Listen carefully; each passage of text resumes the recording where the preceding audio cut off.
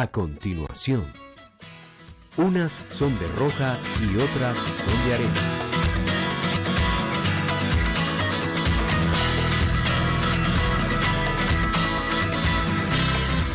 Programa mixto que contiene elementos de lenguaje, salud, sexo y violencia que requiere la supervisión de padres, representantes o responsables.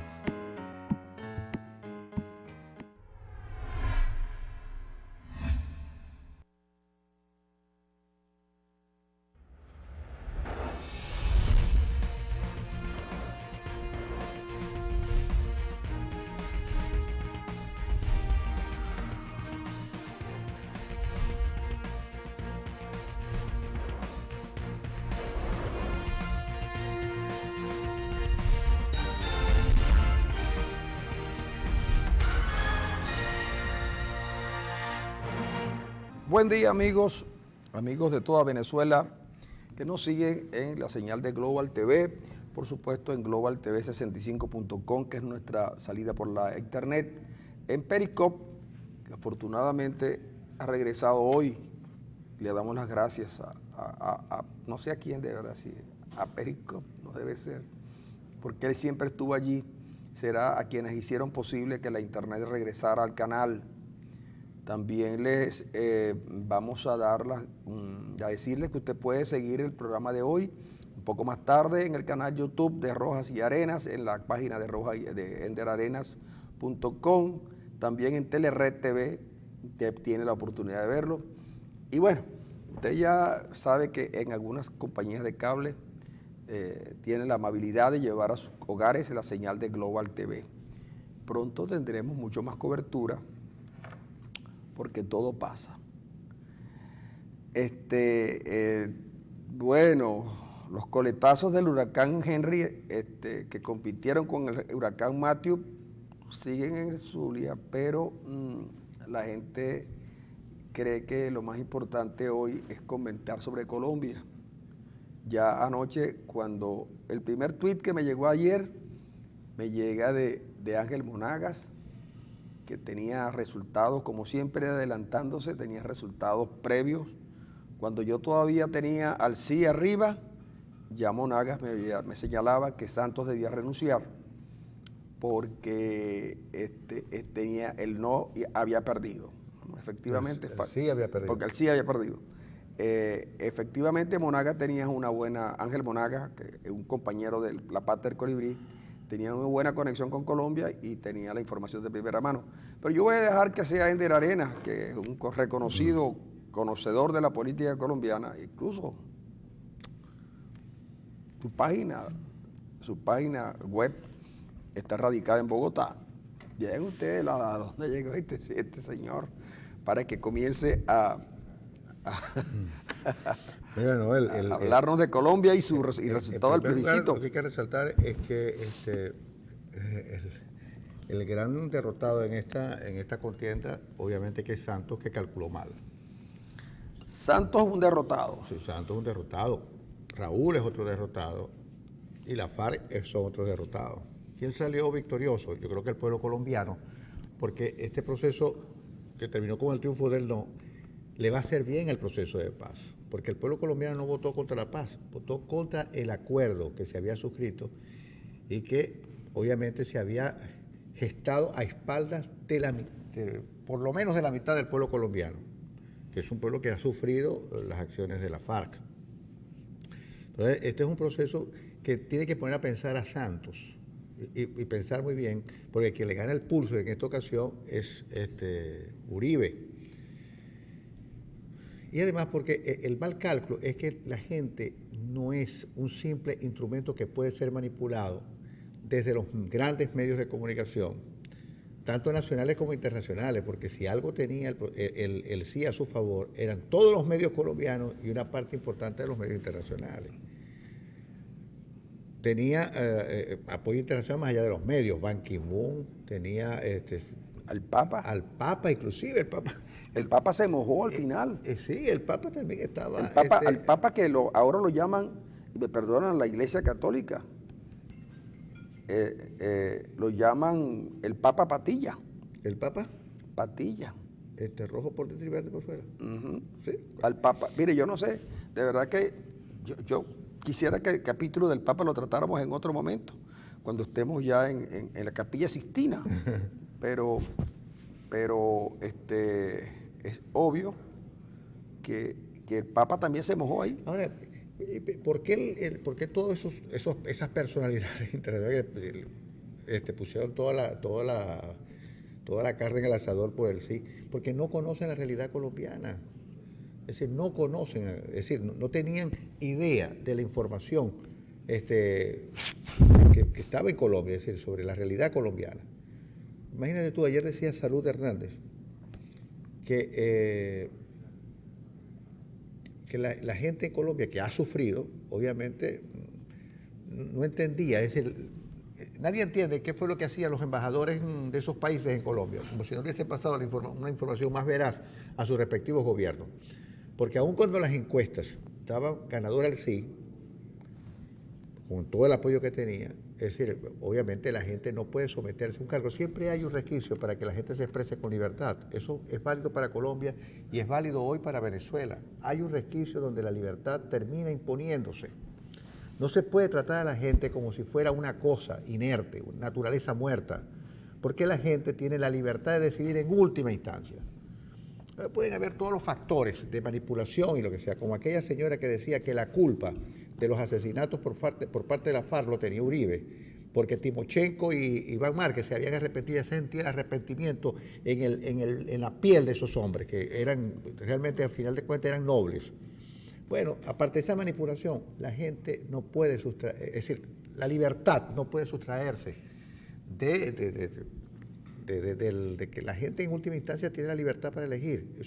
Eso no puede interrumpirse con todos los medios, con todos los instrumentos del Estado. Esta es una pelea que la gana el no contra el Estado colombiano, contra los medios internacionales y nacionales y contra el gran apoyo internacional que tenía el sí, especialmente europeo. Entonces yo creo que ahí, y además chicos, yo no sé si tú observaste la visión que se tiene sobre Venezuela en el exterior, chicos. Venezuela es un chiste, decía Salud Hernández ayer. Venezuela es un chiste. Pero es que Venezuela... Es decir, según Salud Hernández, con quien tiene que hablar ahora, primero hay que reestructurar todos los países garantes y todos los países. Inclusive, cuando dijo que Venezuela era un chiste, puso su acento en Suecia y en Cuba. Y Noruega. Y Noruega. Y en Chile. Porque Venezuela es un chiste. Venezuela es un chiste. Y alguien nos decía que además que con el ELN había que abrir las puertas con el ELN, a pesar de que su dirigencia toda vive en Venezuela. Una cosa, nosotros nos enteramos ayer de cosas con el asunto colombiano que no estaban transparentes en los medios con respecto al sí. Pero yo no sé si nosotros vamos a tener tiempo suficiente hoy para agotar un tema de tanto interés y complicado. Pero fíjate tú, yo creo que podemos tratarlo así un poco sin una hilación completa y sin una conclusión necesaria, ¿ves? Sí. Porque fíjate lo siguiente, ¿no? No se trató solamente de la victoria del no, y yo voy a decir que yo estuve apostando por el sí, pero en una apuesta más bien por un futuro de Colombia que no es que ahora lo vea enrarecido, sino que antes veía mucho más factible que incorporar a sectores que habían estado haciendo la guerra durante años pudiera facilitarle la vida a todos los colombianos. Pero eso lo dice un tipo que está fuera de Colombia, que si bien es cierto, yo sigo con muy cerca la política colombiana, no de hoy, sino desde hace muchos años.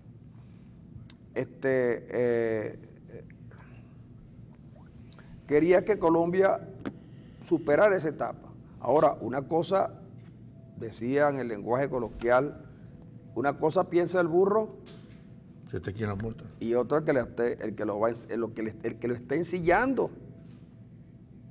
Yo ahí en la parte que les monta no sé, pero una cosa piensa el burro y otra el que lo está ensillando. Entonces resulta que los colombianos resolvieron políticamente una situación que se mostraba favorable por lo siguiente, ya tú lo decías, no era el apoyo de una buena parte de los medios internacionales, era casi todo. Incluso hay un periodista muy famoso en el mundo del deporte que se llama John Carlin, que escribió libros que han servido para películas. Duros de Matar, una parte, la 2 o la 3, está inspirada en un trabajo de John Carlin. Y Invictus, la película de Mandela, está también inspirada en un libro de Carlin, El factor humano. Y Carlin fue capaz de llamar cobarde a James porque James no se pronunciaba a favor del sí. Lo llamó cobarde. Y James ayer dijo que sería una gran ridiculez, anteayer dijo, sería una gran ridiculez que los colombianos votaran por el no. Pero además de eso fue el arrinconamiento de todos los tipos que hablaban del no. A Uribe lo persiguieron, lo denostaron, lo balbucieron, le dijeron de todo a Uribe, y Uribe impertérrito iba de lugar en lugar. Desde Estados Unidos, gente proclive y que lo apoyó en sus dos gobiernos, lo trataban muy mal a Uribe. Y Uribe nunca perdió la brújula, siempre dijo, queremos la paz, pero no a cualquier precio. La paz, pero no a cualquier precio. Incluso votando Uribe llegó a decir, sí, la paz es ilusionante, pero el acuerdo es decepcionante. Es decepcionante. Y además de eso, Santos, con la arrogancia propia de los que se sienten ganadores, aunque no estén ganando, subestimó a la gente que estaba en desacuerdo, claro, y nunca los consultaron, nunca les dijeron a la gente que sentía que habían sufrido mucho por las crueldades de la FARC. Las crueldades de la FARC fueron muchas y dañaron a muchas familias en Colombia, y pareciera ser que la justicia de transición iba a dejar las cosas como estaban, y era obvio que en un caso como este había que buscar la manera de acercar. Pero Santos estaba mucho más tratando de seducir a la FARC para un acuerdo, no importa en qué condiciones, ¿de acuerdo? Porque ahora sabemos que ellos pudieron haber tirado un poco más, lo dijo Lacalle, pero no lo hicieron. Fueron cediendo posiciones porque a Santos le interesaba, más que la paz, le interesaba su propia expresión política. Hay un analista colombiano que dice que en medio del entrabamiento que había por la firma de la paz, había una condición que la FARC estaba pidiendo, que hubiese prácticamente impunidad. Dice ese analista, el presidente de la Federación de Víctimas de la FARC, que todo eso se destrabó cuando Santos envió a su hermano a hablar personalmente con Timochenko, Iván Márquez, dijo, para la alta jerarquía de la FARC no va a haber cárcel. Y eso destrabó el proceso, y la FARC entonces empezó a caminar abiertamente a favor del acuerdo. Así que es que yo creo que muchas de las cosas que gestionó ese acuerdo, de verdad que eran groseras, claro, y estaban en contra, claro, del pueblo colombiano. Claro, pero fíjate tú, por ahí, esos son los detalles que uno tiene que... Por ejemplo, cuando a Uribe le ganan la elección presidencial, ¿cómo le ganan la elección presidencial? Se la ganan en segunda vuelta. ¿Y con quién se alía? Se alía Santos, con los valedores de la FARC en Colombia, y con el oportunismo que siempre está, que gira alrededor de la izquierda y de algunos grupos de centroizquierda. Le gana la elección a Uribe, que lo ha derrotado en primera vuelta. Luego las elecciones municipales le dieron un envión, ganaron la elección, y le dieron un envión a Santos y su política, que los llevó a decir, tenemos el control. Incluso algunos funcionarios colombianos decían que no tenía que haber referéndum, que ya la elección de Santos había logrado que no hubiera plebiscito, porque ya la reelección de Santos lo había logrado. Entonces es obvio que entonces subestiman a Uribe. Es más, cuando van a firmar en Cartagena, los medios colombianos y no colombianos colocaban a un Uribe loco, gritando contra los acuerdos.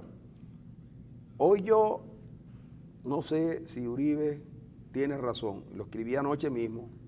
Dije, no soy seguro si Uribe tiene la razón, pero nada en Colombia se puede hacer sin la opinión de Uribe y el uribismo. Oye, yo creo que Uribe logró una cosa importante, que tienen que llamarlo a sentarse en la mesa de negociación ahora con la FARC. Lo dijo un arrogante Santos, que había perdido la sonrisa. Santos perdió la sonrisa y Santos quiso decir allí algo que todo el mundo le debe haber dicho. Yo creo que él leyó a Ángel Monagas en el tuit cuando le pidió la renuncia. El primero que pide la renuncia de Santos es Ángel Monagas. Sí, pues, y seguramente lo lee y dice, es momentico, mis funciones de gobierno no estaban entredicho, no estaban cuestionadas, estaba el problema del acuerdo. Ahora, mira, ese Monagas sí es entrometido, chico, está pidiendo la renuncia. Ahora, fíjate, Francisco, pero lo interesante es el tiempo en que se tardó el plebiscito en ser organizado. Y a las 5:30 todo el mundo sabía los resultados del plebiscito. Pero es para que tú veas que ese es el otro detalle importante, que Colombia, con todas las imperfecciones, es una democracia. Claro, una democracia donde la oposición puede ganar, se le dan las posibilidades. En Colombia, si por ejemplo, miren lo siguiente, si por ejemplo, en Colombia no está este Consejo Nacional Electoral, sino que están las 4 señoras del CNE, y ellas hubieran estado de acuerdo con el no, pues hubieran retrasado. ¿Estás de acuerdo con el sí? Con el no, Sí. con el que ganó. Ellos hubieran estado de acuerdo con el no, hubieran retrasado todo eso, para que no se hiciera el proceso.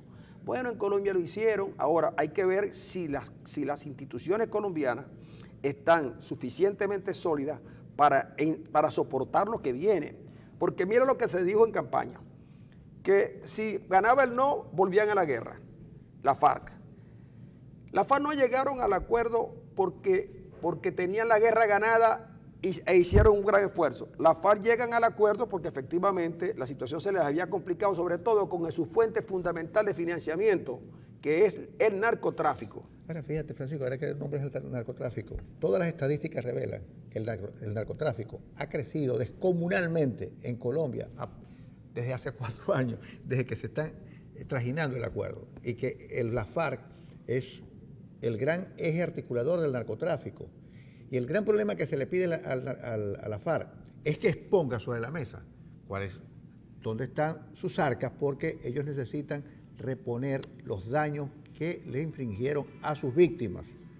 Gente que quedó totalmente, son 200 y tantos mil muertos que produjo la guerra en Colombia y más de 6 millones de víctimas.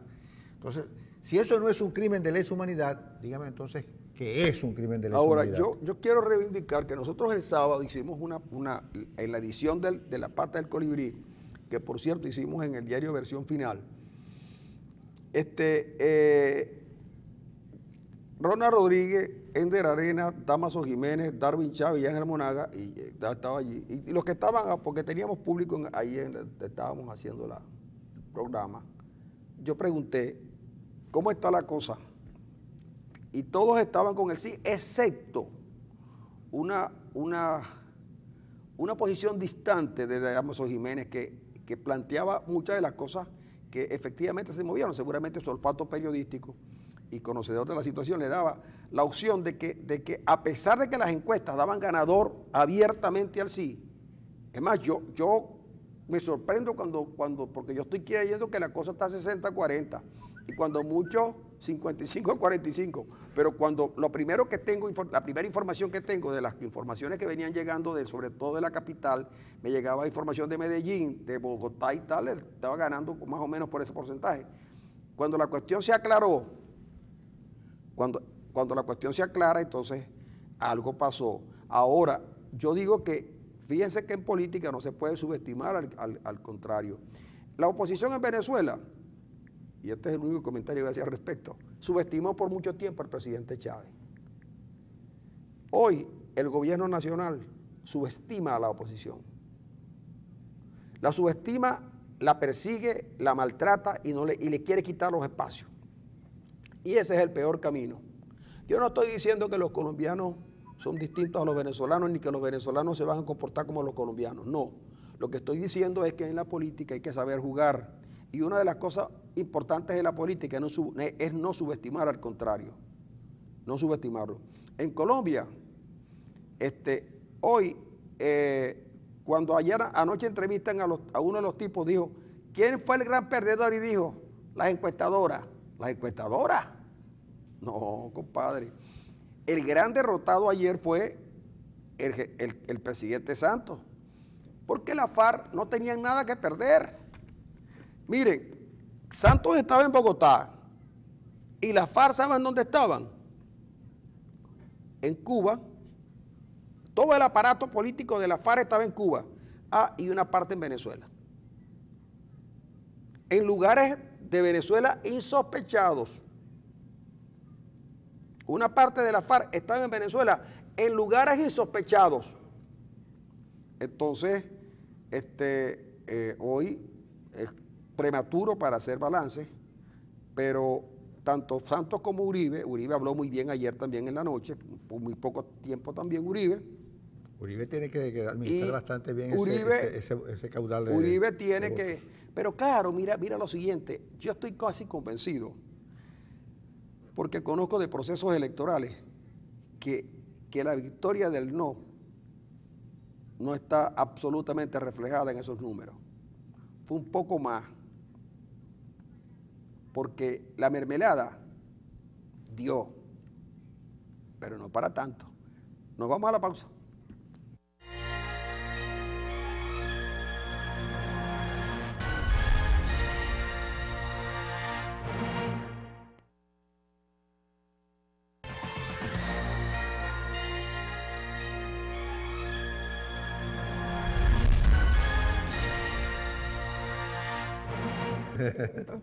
Amigos, aquí seguimos con ustedes comentando de alguna manera el asunto colombiano, que no es cualquier cosa, ¿no? Sobre todo por lo que a Venezuela respecta.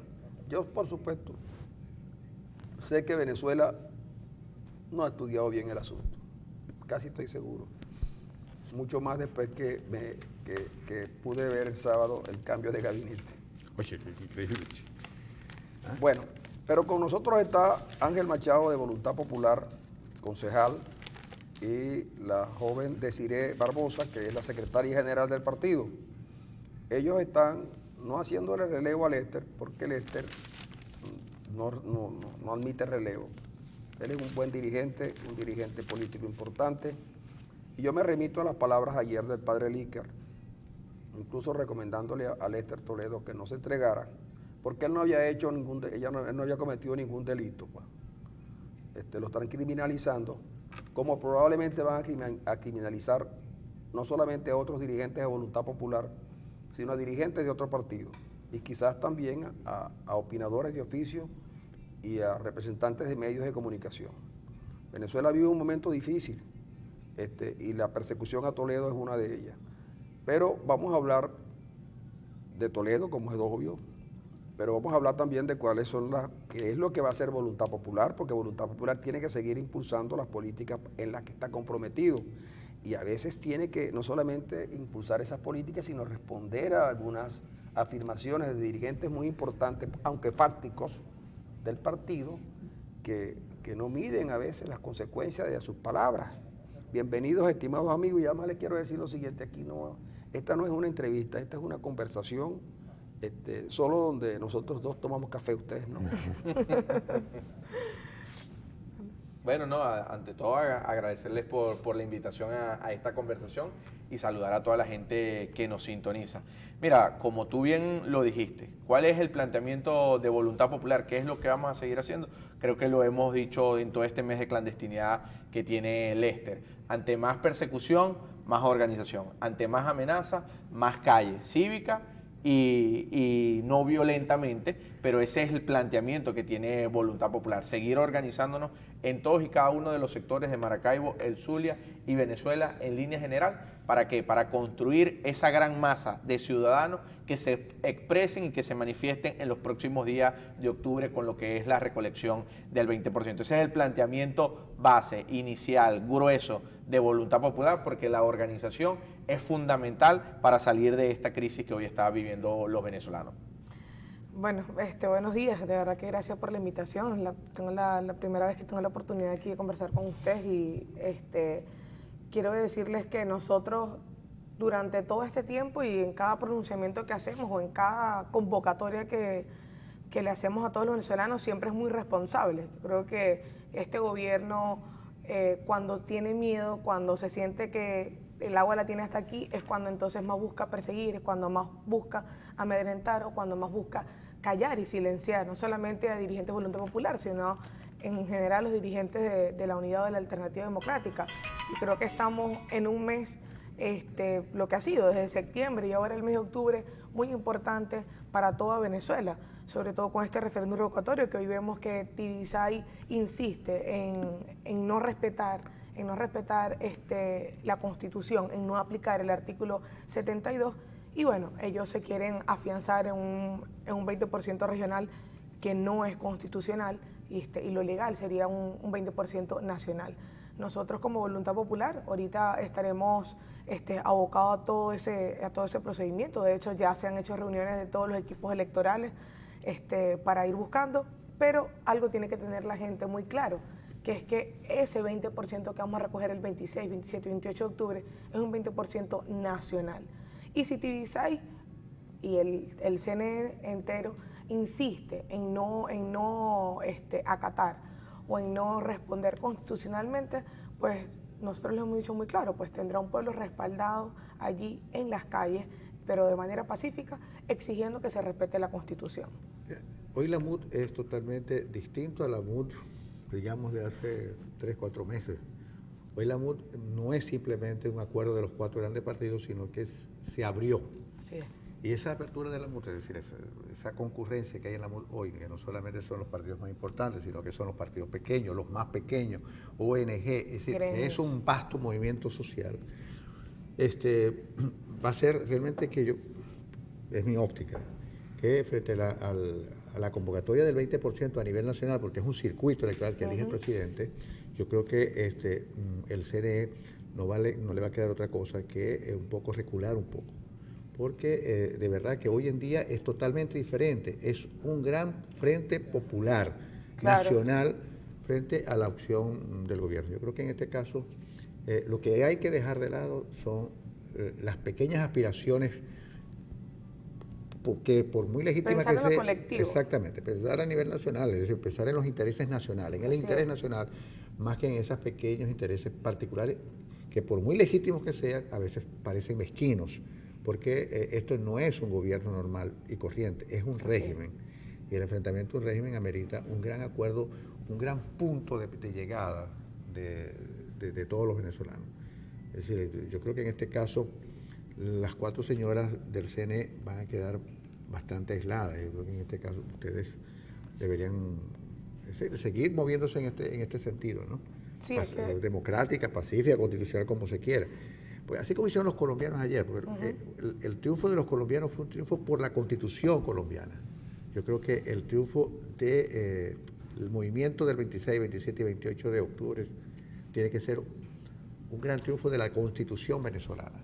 De acuerdo, es que hoy hablamos de unidad y no hablamos de unidad simplemente de los partidos políticos. O sea, para tener una unidad perfecta necesitas que todos los factores estén involucrados. Porque no solamente los partidos hoy hacen vida, o sea, nosotros somos un porcentaje de toda la población venezolana, pero necesitas de todos los factores para entonces tener esa unidad que realmente impulse este cambio que Venezuela quiere. Y ahí, bueno, a Tibisay no le va a quedar de otra que entenderlo y que aceptarlo, porque ella tendría en sus manos dirimir este conflicto en un proceso electoral.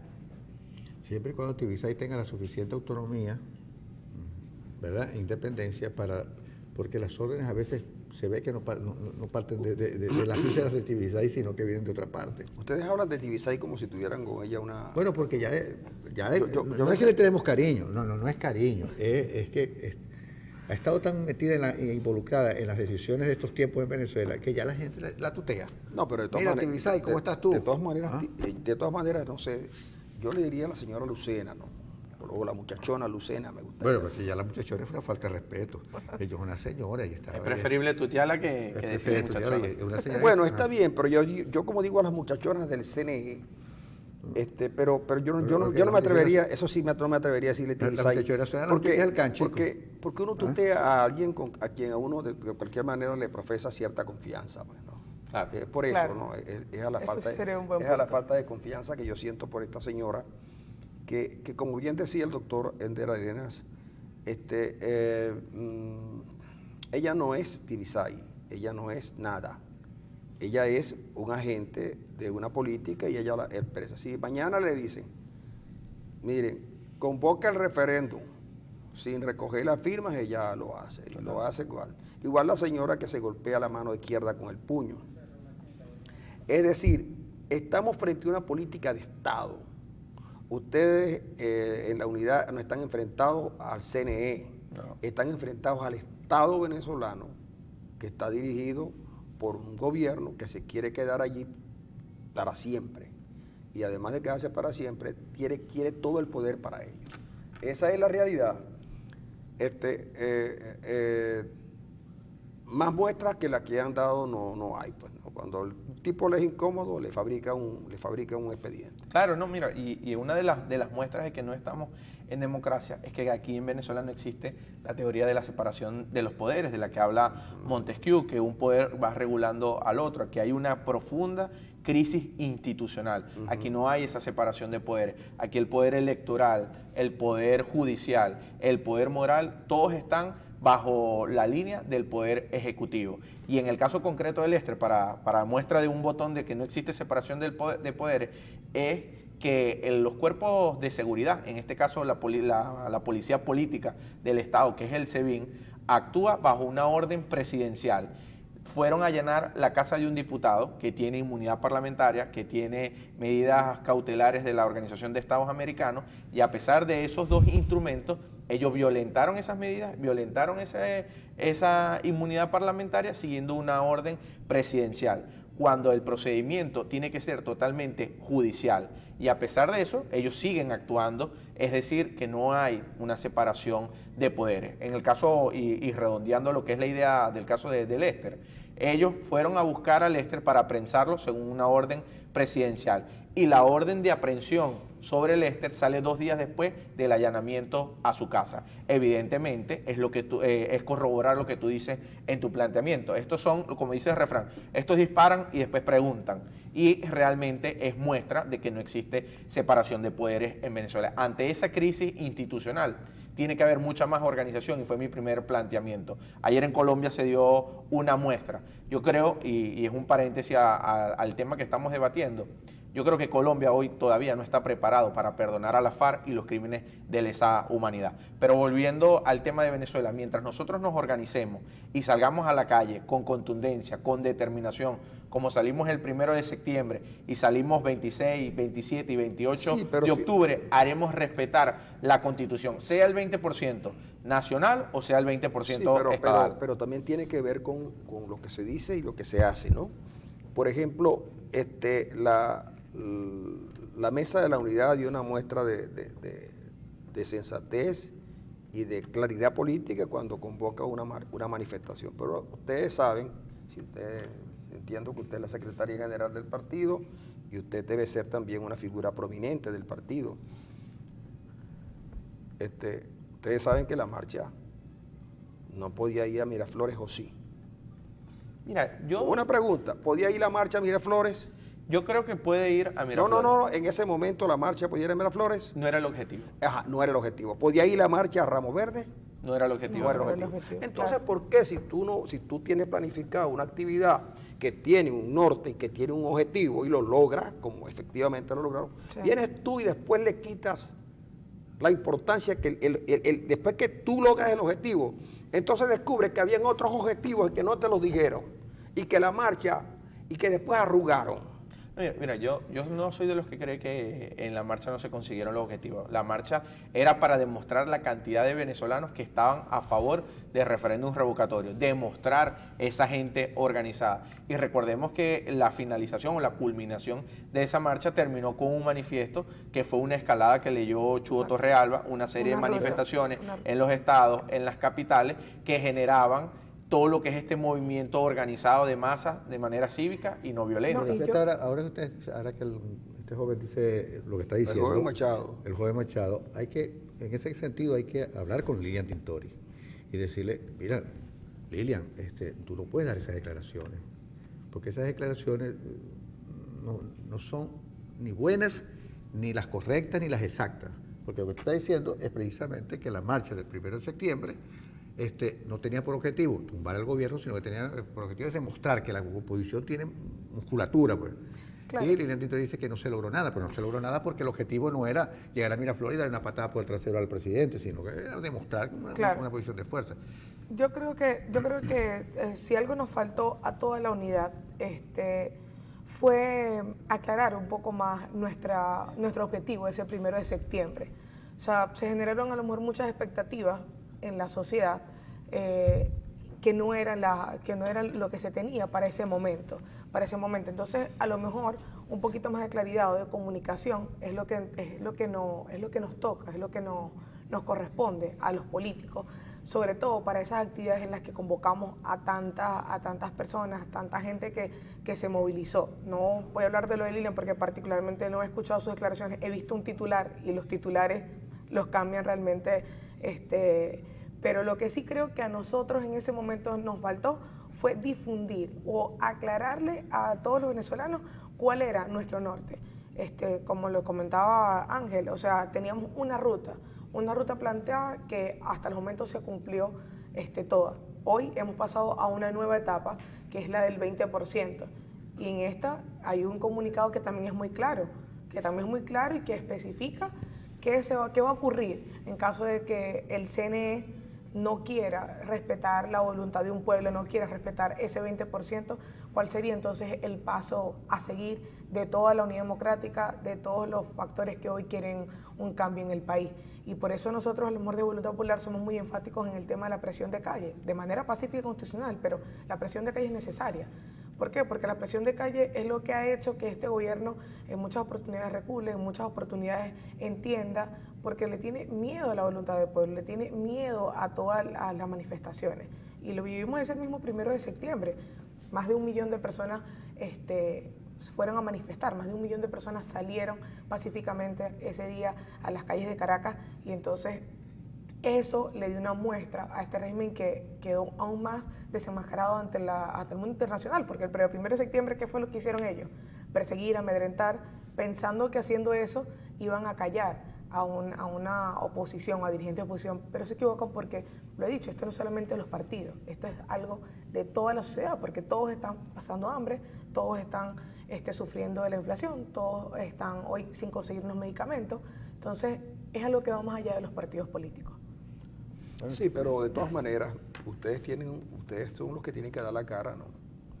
La política es complicada en Venezuela en estos tiempos, porque la mayoría de los partidos funcionan con una suerte de mesías. Yo creo que en eso tiene que ver mucho la antipolítica y tuvo mucho que ver el presidente Chávez. Para nadie es un secreto que Enrique Capriles es Enrique Capriles y que Primero Justicia le sirve a los intereses de Capriles cuando Capriles quiere, cuando no quiere los va a aullar. Y el origen de Voluntad Popular está por ahí también. Un líder mesiánico muy bueno, con muchas condiciones. Quizá nadie va a poner en duda las condiciones de Leopoldo López, pero Leopoldo también es un poco eso, ¿no? Y si se quiere, tal vez con una organización más o menos precaria, la figura de Henry Ramos se sobrepone a Acción Democrática y seguramente él, con su fuerza, hace que el partido funcione alrededor de él. Y no, para no hablar del Nuevo Tiempo, que ustedes saben que es la exageración máxima de todo eso, ¿no? El Nuevo Tiempo es, digamos, más que cualquier otra cosa, el Nuevo Tiempo es la voluntad de un señor que una vez está en Panamá, otras veces está en el SEBIN, y cuando está en Panamá o en el SEBIN es alguien muy cercano a él quien decide las cosas, ¿ves? Pero los políticos como ustedes, que son jóvenes, necesitan hacer que su voz se oiga. Y a veces uno tiene que romper y enfrentarlos a la dirigencia. Porque si uno no lo hace, tolera hoy, tolera mañana y siempre va a ser lo mismo. Las decisiones tienen que ser colectivas, al igual que las responsabilidades, que tienen que ser compartidas. ¿De acuerdo? Entonces resulta que ahora, yo no voy a decir, no me quiero referir directamente a eso, pero no puede ser que si tú y yo nos ponemos de acuerdo aquí y estamos en una tarima y compartimos un documento, tú vas a salir después a decir que no lo compartes. Eso la gente no lo entiende y lo cobra. Claro. Y lo cobra. La gente no lo entiende y lo cobra. Y yo creo más en ustedes dos, jóvenes que se juegan el futuro incluso, y la vida, y la tranquilidad, que alguien que ande por el mundo tipo canciller. Lo digo porque a mí en realidad, les confieso que yo admiro su valentía y admiro su abnegación y admiro su amor el amor por su esposo. Pero cada vez que abre la boca, compadre, me pasa como cuando el abuelo le llega al portero del Barcelona. Que no sé qué va a pasar. Se la pasa al atacante del otro equipo. Sí. Pero bueno, este es para que usted, esto es para hacerlo reír un rato también. No, mira, yo estoy convencido de que lo que está sucediendo en Venezuela supera a los partidos políticos. Y el mejor ejemplo de eso fue el 6 de diciembre. Nosotros, los partidos políticos, decíamos, bueno, podemos ganar tantos diputados. El debate no era si ganábamos o no la asamblea, sino con cuánto lo ganábamos. Bueno, lo vamos a ganar con 72. Y en el mejor de los casos lo ganábamos con 95. Pero la realidad fue que la gente le pasó por encima nuevamente a los partidos políticos, y eso es lo que está sucediendo ahorita con el tema de revocatorio, y es lo que vamos a ver el 26, el 27 y el 28 de octubre. Nosotros podemos tener nuestras cifras, nuestras mediciones, pero yo estoy convencido que la gente va a salir a desbordar las calles de Venezuela. Yo lo he dicho un montón de veces, es decir, no se puede calcular ex antes la acción de la gente. Totalmente. No se puede decir. De acuerdo. La gente tiene un margen de libertad muy grande y no puede ser manejada como si fuera un objeto de cálculo. Pasó en Colombia ayer. De acuerdo. Así es. Los cálculos de Santos fueron equivocados. Y los cálculos que hacen los políticos de Venezuela también están equivocados. La gente apuesta, no, mira, las fuerzas armadas, no, la gente es la que motoriza este proceso y le dices, y es la que va a decidir en última instancia. Ahora, es necesario acuerdos institucionales previos. Eso que dice Francisco es verdad. No, yo no puedo sustraerme, establecer un acuerdo de principios y luego, como no tengo nada firmado institucionalmente, yo digo, yo no estoy de acuerdo con eso. Yo no se hizo nada el 1 de septiembre. Tiene que haber acuerdos institucionales previos, establecidos. Esta es una crisis que requiere dos tipos de acuerdos. Acuerdos de principios, que es fundamental. ¿Por qué? Por la democracia, por el desarrollo, por el progreso, por la patria, por la soberanía. Esos son acuerdos de principios. Esos están allí, son principios. Claro. Pero hay acuerdos institucionales fundamentales que hay que firmar para evitar que después que se logren los objetivos, alguien diga, que no estaba de acuerdo con eso, o que no participó. Yo me sustraigo de esa participación. Es el mismo tema de las primarias, por ejemplo, que es un acuerdo firmado por todas las fuerzas políticas de la Mesa de la Unidad, escoger los próximos gobernadores y los próximos alcaldes a través del proceso de primarias, que la gente elija. Eso significa que en Zulia o en cualquier resto de los estados de Venezuela no puede haber un candidato impuesto o escogido a través del dedo. Y esos son acuerdos suscritos por la Mesa de la Unidad, y que creo que la gente lo ve de buena manera, porque la gente quiere participar, y eso es importante y hay que subrayarlo. A la gente no le gusta que le impongan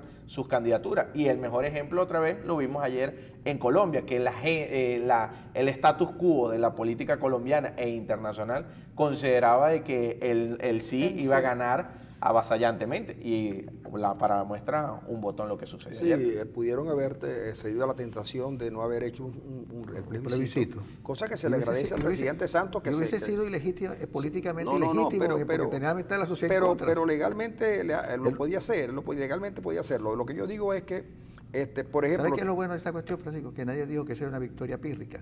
¿O de? Claro, sí. Pero fíjense lo siguiente. Es que no lo pudieran decir, tienen dos mitades ahorita. Que lo importante de todo esto es que, por ejemplo, en el Zulia, si hay dos candidatos, hay que hacer una primaria. Claro. Aquí no se puede despachar a nadie como antes. Aquí nadie tiene el monopolio de la verdad. Entonces, obviamente, que si usted está en la política, porque tienes aspiraciones y tienes ambiciones.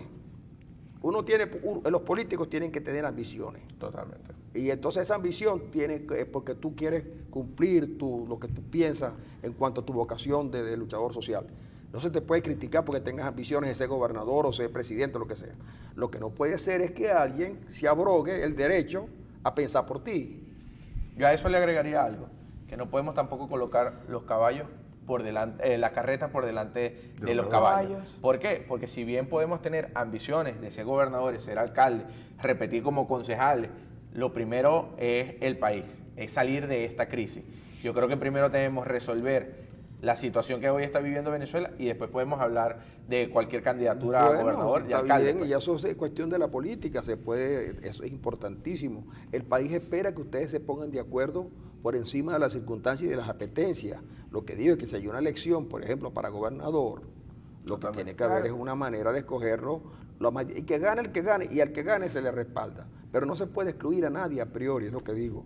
Y este país, las lecciones de otros pueblos también nos sirven a nosotros.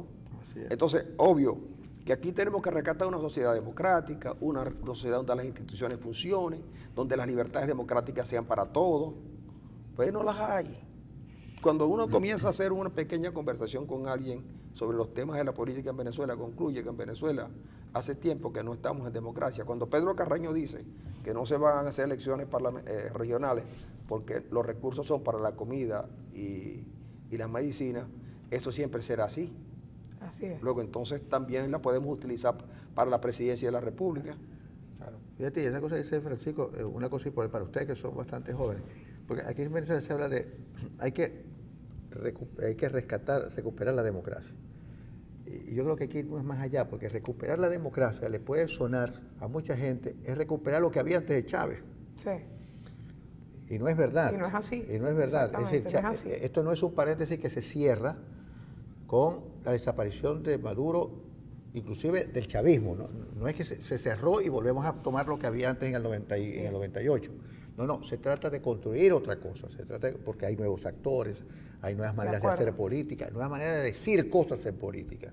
Mira, y eso es importantísimo, porque no es verdad lo que Henry Ramos Aruno decía la semana pasada, el viernes, que no es verdad que Chávez es el resultado del descrédito y del ataque que se hizo a Dicopey.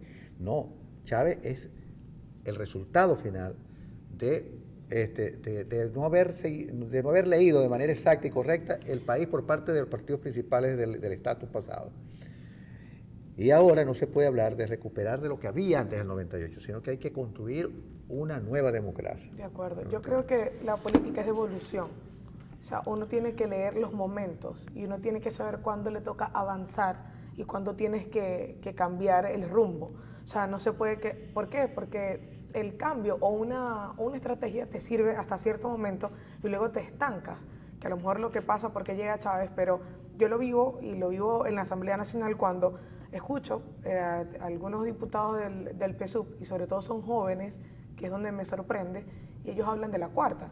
Yo particularmente no hablo de la cuarta, porque estaba muy joven, tenía claro mis papás, o sea, lo que sé o lo que puedo vivir de la cuarta es lo que uno estudió, lo que uno leyó, lo que a uno le contaron, pero no así es cierto lo que uno vivió. Y que lo de la cuarta es una falsificación. Entonces, no, pero entonces a lo que voy, y comparto eso, es de que hoy nosotros no estamos hablando por una cuarta o por una quinta, uno habla del presente que tú vives y de lo que estás experimentando y no estamos de acuerdo en lo que hoy está pasando por Venezuela y lo que hoy uno está viviendo o lo que le ha tocado a muchísimos jóvenes, ya sea irse, ya sea otros entrar en la política para defender o para trabajar lo que es su futuro, y es por eso que hoy entonces estamos exigiendo un cambio del sistema, y ahí es donde, por eso hoy por hoy, se quiere tener primero un referéndum revocatorio que nos permita tener un cambio de este presidente, un cambio de este sistema, y después entonces que podamos tener las siguientes elecciones, porque creemos que es un sistema por completo que está totalmente viciado, y que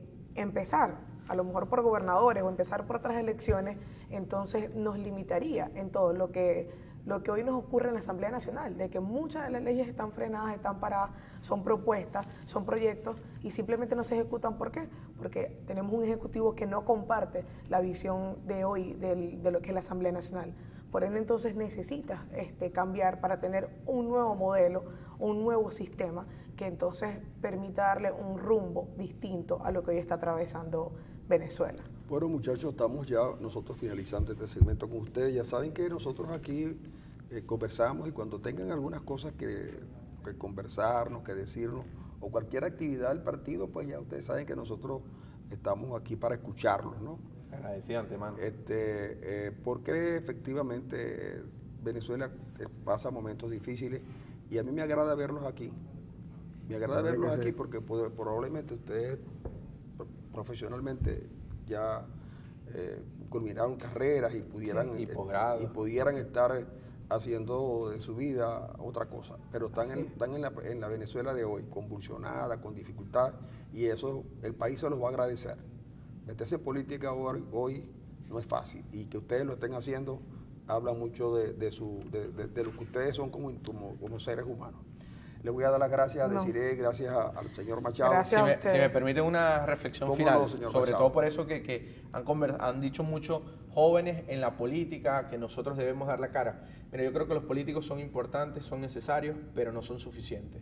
Movimiento estudiantil, iglesia, gremios, importantes, necesarios, pero no son suficientes.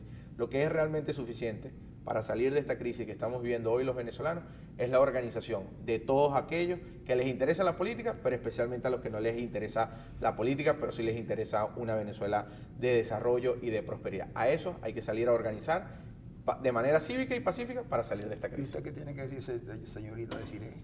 Mira, yo les quiero decir que hoy el país necesita de todo. El cambio empieza por uno. Nosotros somos los llamados a formar esto y somos los llamados a hacer que Venezuela pueda soñar y que realmente podamos tener esa Venezuela de paz, de bienestar y de progreso que todos nosotros queremos y que por eso nosotros hoy estamos en política. Bueno, muy bien. Ya vieron ustedes a estos jóvenes dirigentes de Voluntad Popular. Esperamos que volverlos a entrevistar cuando ellos cumplan 70 años. Seguramente tendrá más voluntad que nunca y nosotros seguramente también. Amigos, nos despedimos, pero vamos a una pausa y ya venimos con ustedes nuevamente.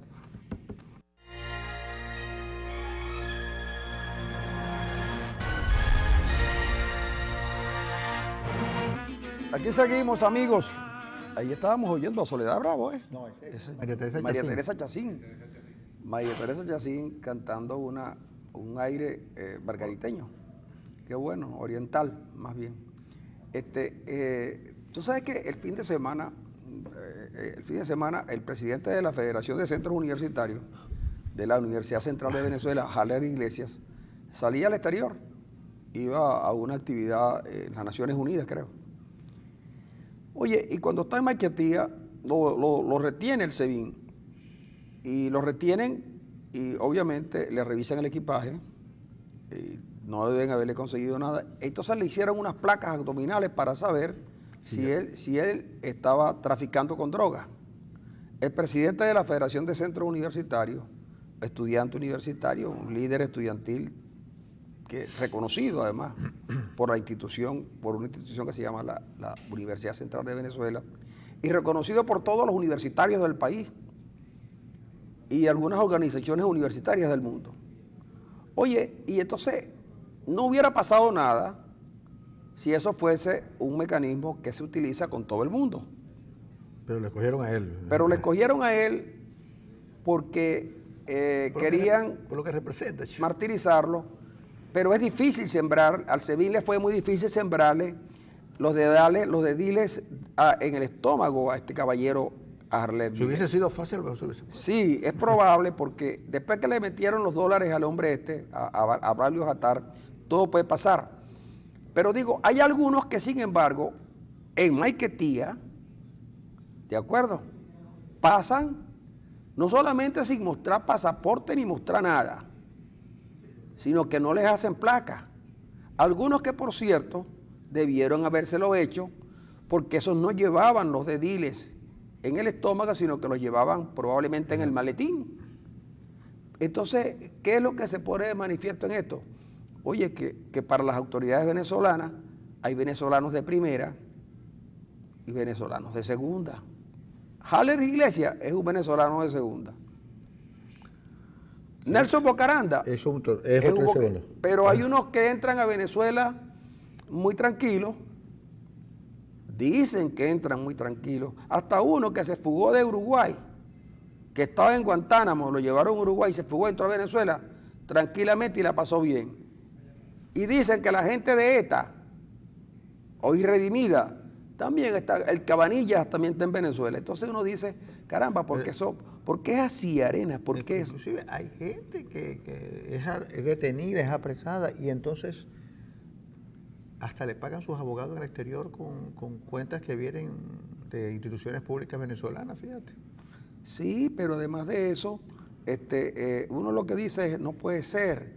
Oye, ¿por qué a este muchacho sí se le hizo una placa abdominal? Y, por ejemplo, para decirlo en las palabras, ¿por qué a los sobrinos de Cilia Flores no se le hicieron? A eso me refería. Porque los sobrinos de Cilia Flores son más venezolanos y probos antes que este muchacho que es presidente de la Federación de Centro. Es la pregunta que la gente se hace. Claro. Y yo la estoy haciendo porque la gente se la hace. Es decir, los sobrinos de Cilia Flores son per se individuos De primera. de primera. O sea, que son incapaces de delinquir. Tienen mayor calidad ciudadana que este muchacho. Entonces, miren, yo que les digo, estas cosas no se ven bien, eso se ve mal. Y yo estoy seguro que los policías que hoy están persiguiendo a la oposición, mañana serán policías cuando la oposición sea gobierno. Seguro. Porque es difícil conseguir policías de inteligencia. ¿Y por qué es difícil conseguir policías sin escrúpulos, capaces de cualquier cosa? Pero hay que tener mucho cuidado. Hay que tener cuidado, de verdad. Mucho cuidado porque uno no sabe. Fíjense, para una muestra un botón. Uribe pensaba que tenía el 82% de Uribe, no, Santos. Creía que tenía el 82%. Y miren lo que pasó. Señor. Y ahora le quieren echar la culpa a las encuestadoras. Es que es difícil torcer la libertad. Y otro detallito, fíjate, ¿tú sabes quién yo pensé que no volvía nunca más a un ministerio? Ernesto Villegas. ¿Por qué? Porque ese tipo le mintió abiertamente al país. Ahora, lo que yo pienso es, no quiero creer en este caso que el presidente Maduro esté enfermo. No quiero creer. Porque si eso es así, la mejor persona para un ministerio de comunicación es Ernesto Villegas, sin lugar a dudas. Le mintió a todo el país, pero desvergonzadamente. Y no hubo una sola pena para Ernesto Villegas por haberle mentido al país. Es una cosa impresionante. Ahora, el resto de nombramientos es el resto de nombramientos de fracasados. No hay un solo ministro nombrado en esa reestructuración del gabinete que haya tenido éxito en su gestión pasada. Porque el mayor fracasado fue el propio Villegas, quien en la muerte del presidente Chávez le dio un rotundo fracaso a toda la retórica que había inventado durante un año prácticamente, ¿no? El señor Villegas le mintió al país descaradamente y no puede salir con su cara tan lavada a volver a ser ministro, y mucho menos de información. Pónganlo ministro de Hacienda. Oye, ¿verdad que sí? Ministro de abastecimiento, pero de información no. Porque ese señor, con la información más importante que tenía el país, le mintió. Y ahora, Arenas, como esto ya va deviniendo en estas cosas después de Villegas, lo de Colombia ocultó la gran derrota que le metieron ayer al partido de Lula en las elecciones de alcaldes en Brasil. ¿Verdad que sí? Salió con las tablas en la cabeza Lula. ¿Con las tablas? Bueno, con el puente... Oye, la paliza que le han metido al lulismo ayer en Brasil, que tú sabes que esas elecciones, esas elecciones de alcalde son como la partida para las elecciones de presidencia de la República. Oye, y el partido de Lula le fue tan mal, ¿no? Es que la corrupción no ayuda. Mira, es que te digo, la corrupción se ha convertido en un régimen político en América Latina, pero hay países donde opera cierta cultura política del ciudadano, ciertas instituciones operan, ¿verdad? Y eso es muy importante. En el caso nuestro, se produjo un deslave institucional donde ninguna institución funciona, exceptuando el Parlamento, y el Tribunal Supremo de Justicia se encarga de todos los días decirle que no existe, a pesar de que opera de manera más o menos adecuada a la exigencia del país hoy. Yo no sé qué va a hacer la gente del Tribunal Supremo de Justicia cuando esto cambie, chico. No, chico, yo creo que, mira, mira, yo te voy a decir una cosa, cuando tú primero obligas a una parte del Tribunal Supremo a jubilarse prematuramente, algunos jubilándose con un año de anticipación, que no querían.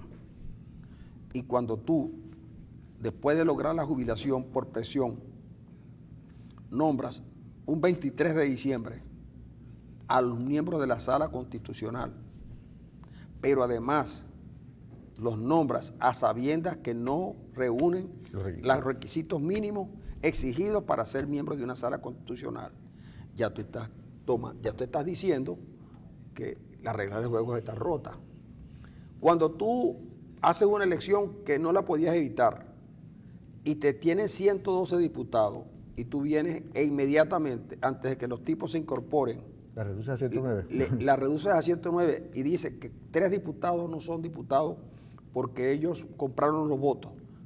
Y después vas a una sala electoral que toma la decisión y tarda 8 o 9 meses en decidir y no se sabe quién es el accionante. Ahora el accionante que está es ministro, ahora es un ministro del gobierno.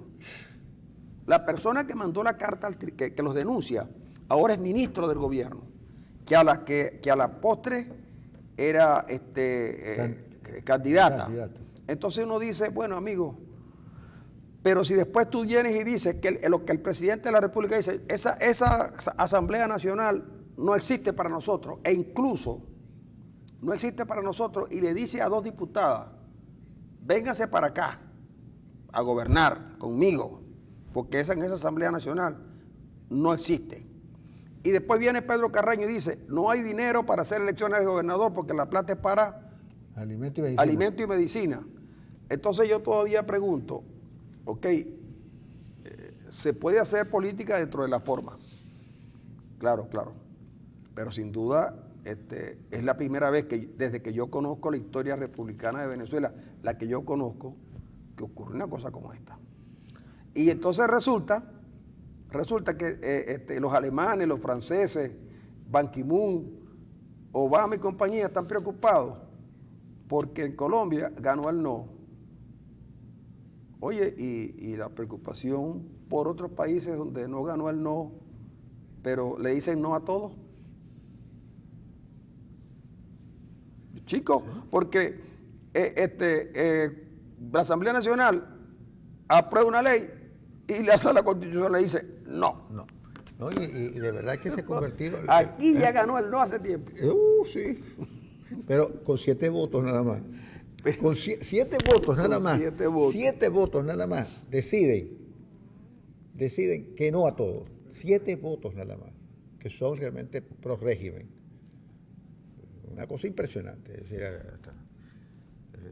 es la dictadura de 7 magistrados. Bueno, digo yo dictadura de 7 magistrados, lo sabemos nosotros, que esos magistrados hablan por boca de otros, ¿no? Aquí me dicen que a Lula le dieron su maracanazo. el maracanazo, exactamente. Oye, le dieron su maracanazo. Y hablando de Maracaná, tú sabes que hay un comentarista deportivo de Movistar, del canal Movistar en España, que dice que el jugador el portero del Barcelona y que se parece, que quiere que se cree Garrincha. Porque quiere salir jugando con la... Sí, pero la verdad es que de eso no hablemos. No hablemos de cosas desagradables. Caray. Oye, ayer terminó las Grandes Ligas después de 100 y pico. ¿Cuántos juegos juegan? 162. 162. Los equipos nuestros quedaron fuera, aunque Ronald está muy contento porque Boston pasó a la semifinal. Ganó la división. Ganó la división, ¿no? Sí, claro. Ganó la división Boston, los Medias Rojas de Boston ganaron la división. Gran equipo. ¿Y van a jugar contra? Creo que van a jugar contra los Rangers. No, contra Texas. ¿Contra Toronto? Contra Toronto no. Toronto y Baltimore juegan un partido. Extra, sí. Para ver son wild card, juegan los dos. Entonces, uno de los dos juega contra Cleveland, creo. Es contra los Rangers, creo que van a jugar la Media Roja. Es contra los Rangers. Y ya va, y en la Nacional juega San Francisco con los Mets. San Francisco juegan en los wild card. En el wild card. Sí. Y luego juegan los Dodgers contra... Chicago va a jugar contra el que se resulte ganador. Chicago. Y los Dodgers van a jugar contra... ¿Quién fue que era la otra? Los Nacionales. Los nacionales. Los nacionales, exactamente, contra los nacionales. Contra los nacionales de Washington. Eso, se terminó las grandes ligas y hay que esperar ahora un año prácticamente, hasta abril del año que viene. Mira, el INAMED dice que va a llover sobre Maracaibo. El Oye, mira cómo son las cosas, ¿no? Tú sabes que cuando pues, lo de la tormenta que se acercaba a Venezuela y tal, y que se alejaba y que no sé. Bueno, en Maicao, chico, en la calle principal de Maicao, la calle principal de Maicao, era un río y se llevó a los carros. Y la Guajira hizo destrozos, ¿no? Entonces, y ahora se convirtió en un huracán tipo 5 que amenaza el Matthew. Oye, pero Matthew, esas cosas. Matthew va contra Cuba ahora. Va contra Cuba, sí. Va contra Cuba. Matthew pasó por Venezuela y sí, hay algunas casas las dañó, pero en el litoral central creo, ¿no? Sí, pero no muchas cosas. Pero sí. por el Zulia, no, apenas en la madrugada de ayer o de anteayer, llovió fuertemente en Margarita, no en toda la ciudad. En algunas ciudades llovió fuerte como tormenta eléctrica, pero pasó Matthew afortunadamente como tienen que pasar los huracanes, de lejos. Porque ya nosotros hemos sufrido demasiados huracanes en estos 17 años. Yo no sé si que nos han dejado sin nada. Yo no sé si esto es una broma, pero aquí me escriben, yo no sé si esto habrá cambiado de anoche para acá, pero dice con el 98% de los votos escrutados y con una tendencia irreversible, ganó la tendencia así en Colombia. Vaya mi felicitación, presidente Santos. Tibisay Lucena. Bueno, yo creo es que yo estoy seguro que sí. Fíjate, los resultados los sabía Ángel Monaga a las 5:30, porque a las 5:40 ya estaba pidiendo la destitución de Santos. En Venezuela, un hecho como ese, lo hubiésemos sabido en la madrugada. No lo hubiéramos sabido. ¿No? En la madrugada, como a eso. Yo creo que no. Las 2 de la mañana, 2:30 de la mañana, lo hubiésemos sabido. Siempre y cuando hayan sido obligadas también por las circunstancias. Lejos están aquellos días donde veíamos a Laurita bajar por la rampa haciendo así. Están muy lejos aquellos días. Hoy en día bajan con cara de tristeza, porque hoy en día si hay una minoría escuálida es precisamente la del régimen. Hay una gran mayoría de la población venezolana. Mira, por cierto que quería tocar un tema que se viene en estos días, porque en las próximas semanas, antes de que termine el mes de octubre, vamos a tener acá en Global TV la oportunidad de montar el debate entre Donald Trump y Hillary Clinton. Nuestro agente en USA está haciendo todos los contactos, ya ellos dieron el sí. Lo que estamos es tratando de traerlos acá para que los antiimperialistas de siempre no los vayan a estar haciéndoles abucheos en el frente. Sí. No los vayan a abuchear los antiimperialistas de siempre que andan por ahí sueltos. Bueno, pero lo que te quería contar es lo siguiente. Krugman, el Premio Nobel de Economía, señalaba que la gran prensa norteamericana, que ahora parece que varía un poco y se alía contra Trump, le había hecho la vida de cuadritos, utilizando el lenguaje coloquial, a Hillary Clinton, que los pequeños detalles los convertían en grandes detalles. Investigaciones que no se hacían aparecían como que se habían hecho. Y eso había hecho que una buena parte de la ventaja que la señora Clinton tenía se fuera cortando. Y él decía que la única manera que ella tenía de poder remontar, de poder cambiar la situación, era en los debates. Porque en los debates no había filtro. Porque los grandes medios estaban de verdad persuadidos atacando a Clinton por lo que fuera. Por ejemplo, querían que la Fundación Clinton e Hillary Clinton dieran información acerca de sus ingresos y de su declaración de impuestos sobre la renta, pero nadie pedía los de Trump. 18 años que ahora los empiezan a pedir y se dan cuenta que este tipo que quería acusar no solamente dejó de realizar que Hillary le había sido infiel a Bill. Resulta que este tipo y todos los que lo rodean tienen un historial de infidelidades de tal calibre que de verdad en otras condiciones la sociedad norteamericana los hubiera rechazado. Y parece ser que ya no va a ser la cuestión. Pero el New York Times tiene información de que parcial de la declaración de Donald Trump, donde el tipo por 18 años se negaba a pagar impuestos. Entonces digo yo, miren lo que algunos medios hacen y lo que algunos medios han logrado hacer. Por ejemplo, en Venezuela ha sido terrible, porque en Venezuela la mayoría de los medios o bien tienen censura por un lado o bien por otro lado funcionan, digamos, aliados al gobierno. Aliados al gobierno porque todos los días una cadena, ¿no? Una cadena que por supuesto ya nadie les hace caso, ya fastidia la cadena. Sí. Pero en Colombia pasó otro tanto, ¿no? Los medios, todos los medios, anoche yo veía a la gente de Caracol. Oye, pero una situación la gente de CNE ayer. Era una cosa impresionante. De CNE. De CNE. CNN. Te dice, ay, nos vuelve loco. Te dice, ay, no tiene loco. No tiene loco. De CNN. La gente del CNN estaba enardecida, repreguntando y repreguntando para hacer ver que... No, pero mira, entrevistaban a todos los tipos y es un momento histórico. Unos jóvenes entran al Palacio de Mariño y es histórico diciendo que quieren la paz. Entonces yo dije, bueno, pues en algún momento tendrán que sacar, entrevistan a un señor en Toribío. Y entonces dice, aquí el 87% votó por el sí, habían puesto una tarima y se la llevaron. Y la gente se fue a sus casas, aquí en Toribío y en el municipio tal. Entonces resulta que en esa zona era la guerrilla la que estaba gobernando. Gobernando. Entonces los tipos, bueno, y entonces yo digo, pero no habrá un lugar de Colombia donde Caracol y RCN y El Tiempo puedan entrevistar a alguien de los que ganó, chicos. Sacaban a Pancho Santos y dije, pero no puede ser. ¿Cómo es que pueden ganar estos tipos que unos tipos que no existían? Y Caracol intentó, prácticamente había uno de Caracol que estaba tan molesto que en algún momento él trataba de explicar que sí había perdido, pero que había ganado. Entonces, oye, y qué vergüenza da, ¿verdad? Sí, da vergüenza, porque nosotros también estamos en los medios.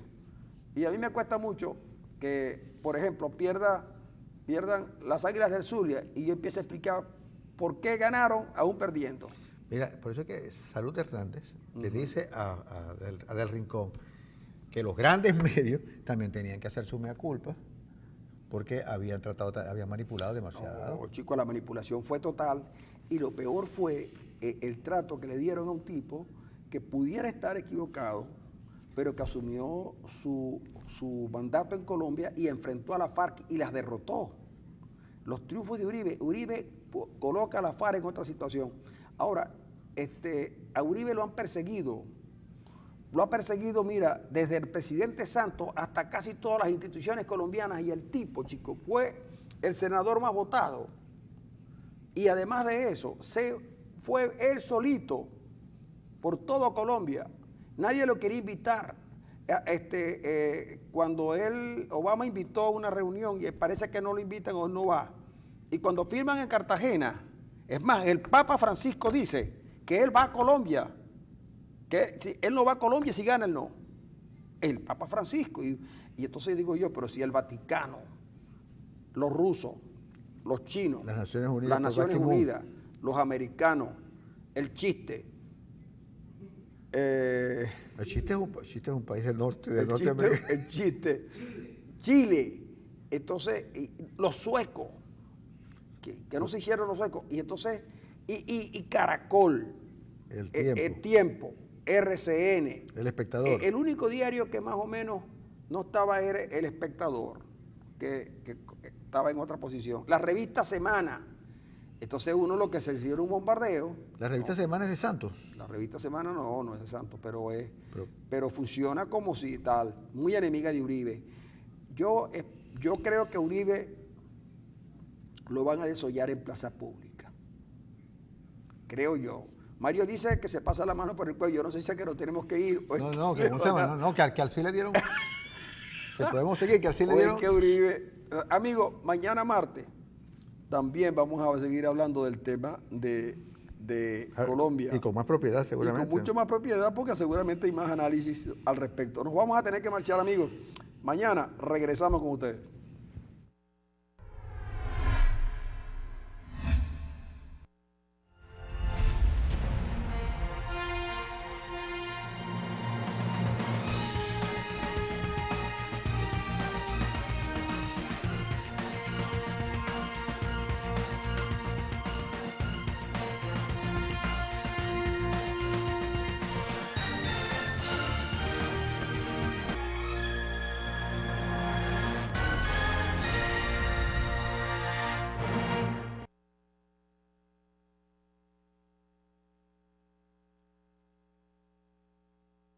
Aprende del mundo animal a darle el mejor cuidado a tu mascota. Los sábados y domingos a las 10 de la mañana por Global TV. Diferentes.